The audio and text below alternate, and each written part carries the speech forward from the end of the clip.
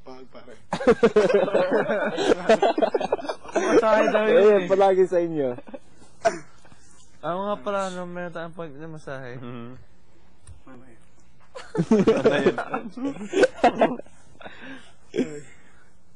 So tired. Sino yung closest ninyo? Babae. Closest? Think. Tsaka wala akong close. Go. Nothing yet. Ah. In a week, you got someone? Well, I'm kind of close to GN, kinda. Ikaw? GM. Minsan Wendy. Kaso si Wendy, parang tahimik palagi. Lagi nag-iisip. Oo. At saka pag, dalawa kayo, dapat ikaw mag-open ng topic always. Oo. Kung hindi ko pa masabi. Kasi the first week German ako, diba? So I'm like you. Can't say. Can't say. Slicey's like... Slicey's mas open na yun. Yeah, mas open na. open na Relax na yun. Siguro pressured lang. She's kind of pressured, right? Si Ezekiel, okay naman eh. I'm close to everyone. Not.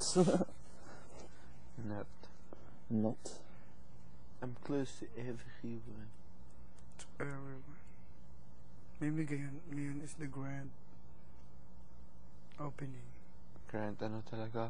Yeah. Eto na. In 14 housemates.